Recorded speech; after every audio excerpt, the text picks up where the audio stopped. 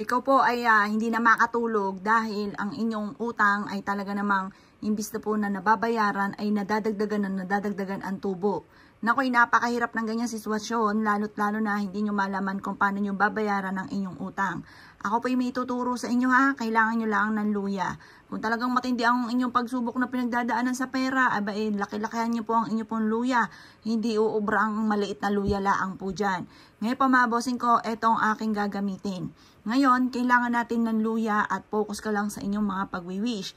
Gawin nyo ito ng Tuesday or Friday. Pero kung kayo po ay talaga namang nape-pressure na at nagkaroon ka na ng mga karamdaman dahil nga po sa inyong pag-iisip, napanood nyo po ito, ay gawin nyo na po ito Epektibo po ito, pero kailangan ikaw po ay huwag nyong ipagsasabi po ito kasi may mga tao na kontrabida, hindi naniniwala sa mga ganito. Ngayon, kapag yun ay nakontra, di baliwala ng inyo pong ginawa.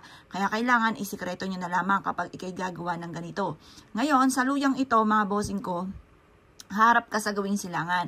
Mga bandang alas 7 ng umaga ang paggawa. Ngayon po, pagtapos na po kayong mag-wish, basta pag nag-wish ka, huwag kang gagamit na sana. Sabihin niyo po, magkakaroon na ako ng maraming pera. Makakabayad na ako sa lahat ng aking mga pagkakautang. Hindi na ako mamumblema pa kahit kailan. Makakamit ko lahat ng aking mga pinapangarap. Araw-araw na maraming pera ang darating sa akin. Ganun ang mga pag-wish. Huwag kang gagamit na sana.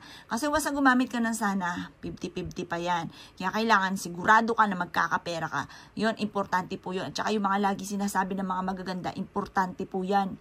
Kung gusto nyo po na magaganda mangyari sa buhay ninyo, magaganda rin ang lagi mong sasabihin. Ngayon pa mga bossing ko, mag-wish ka na dito. Pagkatapos nyo po mag-wish, ibilad nyo na siya sa sinag ng araw.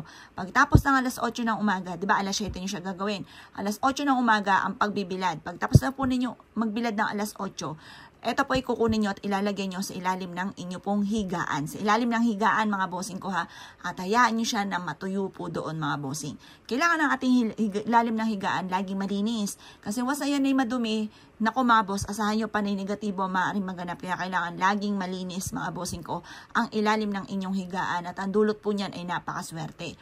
Ngayon pa mga bossing ko, ito po hayaan nyo matuyo. Matuyo na matuyo na matuyo. Basta huwag nyo na siya tatanggalin. Mapapasin ninyo kung dati masipag at matyaga ka pero lagi kang walang pera. Ito naman, lagi kang dadalhin kung saan lagi ikaw ay suswertihin. Ang luya, kapag mentras siyang natutuyo, mas nagiging swerte siya sa pera. Pero ang bawang, kapag natuyo na siya, marami siya nahigop na negative energy kaya itatapon nyo na yung bawang. Pero kabaliktaran naman po ito ng luya. Ang luya, mentras natutuyo, meron po siyang kakayahan na lalong manghatak ng swerte, lalo na sa pera. Asya mga boss, kung gagawa ka ng ganito, good luck po sa inyo po lahat.